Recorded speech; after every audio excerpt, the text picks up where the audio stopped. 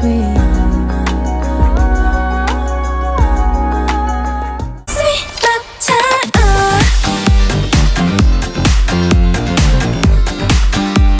first confession is that, credits to Soft Fortang for this from their K-pop confessions video. This is their confession, but my confession is completely different than what they said, and I'm talking about their confession but in a different way. I agree with the non-Asians debuting one, but my confession is related to Asians mostly since I've seen them the most. Like some companies just debut them because they're that ethnicity and they'll bring some clout to the group even if they're not fully trained. It's sad tbh, because if you look at people like Arya from XN, she has the skills but she debuted too soon. Unlike Nova who actually has the talent and slays, Arya at the moment just feels like she's there because she's Indian, simply because of her lack of training, and she should have not debuted in XN, but debuted in any future escrow entertainment groups, if they're making any, and she should have trained longer. There are idols from other groups like Didi from Rumble G being the first Burmese idol, but showing that she's amazing as an idol and she's amazing, and Shreya Lenka being the first Indian idol from Black Swan showing pretty good talent and skills too, but there are also idols that are just there in the group because they're from a country not normally chosen for K-pop, or they're the first from their country. Some of these idols from countries not picked before from or are the first from their country just feel like any other K-pop idol and don't stand out to me, which shows that the company just picked them being from that country. I'm not trying to be rude, but if the member who's from a not picked from regularly country or are the first from their country and they don't stand out and they just come off as, for example, the Indian member, or the Vietnamese member, or something, then what makes them any different from debuting a Korean member? I'm not saying K-pop shouldn't get diversity, I'm just saying that if these lesser-known agencies wanna debut these types of idols, then find people who stand out or look like they have the potential to get better or feel like they're talented rather than them just coming off as, the insert country here, member. The next confession is that, I like Nugu groups more than popular or more well-known unpopular groups. By well-known I mean K-pop stans know that they exist. And yes, you can see that on my channel. Also, it's not that I hate popular or well-known unpopular groups, I love a lot of bigger budgeted groups, but when I see a smaller company, smaller budget, or a bigger budgeted group that has the funds to get noticed by people but K-pop stans don't know them as much as groups like Nature or BVNDIT or Weki Meki or GWSN, I just feel a certain way towards them. It's not a feeling of pity that they're unpopular, underrated and deserve more, but I just get this different type of happy feeling that bigger groups and a lot of well-known groups now don't give me. Also, I'm talking about popular groups between 2016 to 2023 currently, and bigger budgeted unpopular groups between 2018 to 2023 currently. The next confession is that, these are multiple confessions in one and it's a long one.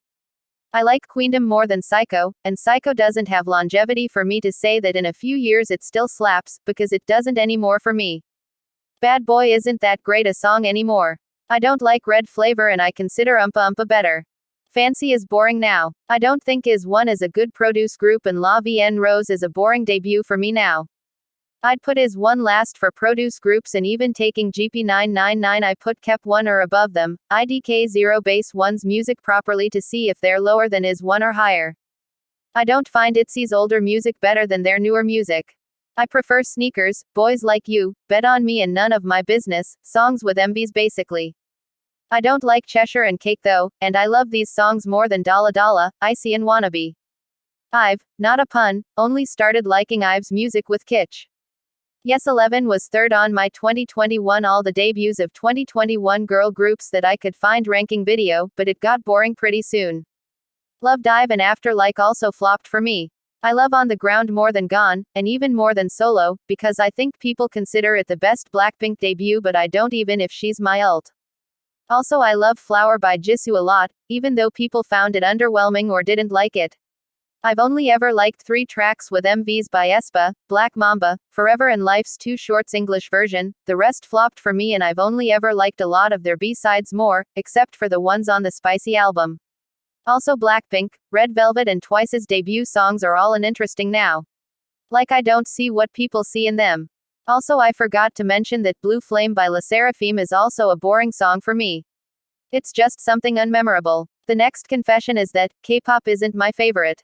What I mean by that is that, I love K-pop and I love the music, but after discovering all the different Korean music genres and the amazing Nugu songs and artists and even popular and semi-popular songs and artists, I love K-indie and K-R&B the most.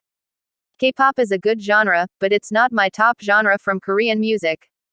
Also with a lot of bigger budgeted groups and popular group releases, not all though, being flops for me recently and me mostly liking smaller company Nugu releases more, it makes it hard to consider K-pop as one of my top faves in Korean music, and it could have definitely been one of my top faves because of certain reasons, but it's not, and I just prefer the sounds that K-indie and K-R&B provide, plus I get a lot of good music from those artists too. K-pop just isn't hitting as much recently from every side, bigger and smaller budgets, and that's why I don't consider it my fave yet. The next confession is that, I make mashups on Jason in the AM, and I started to mash up more Nugu groups, not like the known unpopular ones, but a lot of unknown and semi-known ones, and I used to get a bad feeling like I was doing something wrong, because they were not groups that a lot of people knew about. Even though they're K-pop, and I was getting a lot of good views for those mashups and was actually doing well around that time, late 2019 to early 2021, I got this feeling that I shouldn't be doing it. But now that feeling is gone and I mash up basically any song that I want to. Also another thing is that when I fill K-tuber forms and it's those send in a group or song forms, I want to send in Nugus as well, but then I keep having second thoughts on if I should send it or not, simply because the K-tuber doesn't know the groups I wanna send in, so I'm like, should I or shouldn't I? I also think over the question in the forms and then wonder if I should just add a known idol, group or song, because I get scared too to add the Nugus that and very few know about, simply because I feel like it's wrong, because a lot of K-pop stans mostly know bigger budgeted unpopular groups and popular groups, so this thought has been put in my head that I shouldn't do it and it's wrong. That I should only add groups that others know about. The last confession is that, this doesn't relate to K-pop alone but any music in general, K-pop stans always be wanting their faves to be at the top, but it's small Nugu group achievements that make me more interested. I don't wanna see bigger groups break their own records again and again or something like that, or something that isn't interesting. But seeing groups like Q6 who reached 5,000 monthly listeners on Spotify recently is so much better for me. Seeing a Nugu group reach a milestone is much more amazing to me than seeing a popular group break their own record or something, or them breaking a new record, which is likely considering they're a popular group with a big fandom, unless it's a record that makes them the first in history to do that, or if they beat a record that barely anyone has beaten, or if they outbeat an artist who previously held that record's title, which to me is really cool. It's also an interesting, because bigger popular groups have huge fandoms, so it's easier for them to reach certain goals and records, but Nugus don't have a large fandom and their fandom is small. So seeing them getting to certain milestones and celebrating it is more interesting to me, simply because they're a small group and their little achievements make me happy. Also, I don't hate popular groups, I just think that their achievements aren't interesting much unless it's something really cool that very rare artists get. Otherwise, if it's a record that can be easily broken simply because they have a big fandom who can do that, then it's just boring to me. Let your body shake.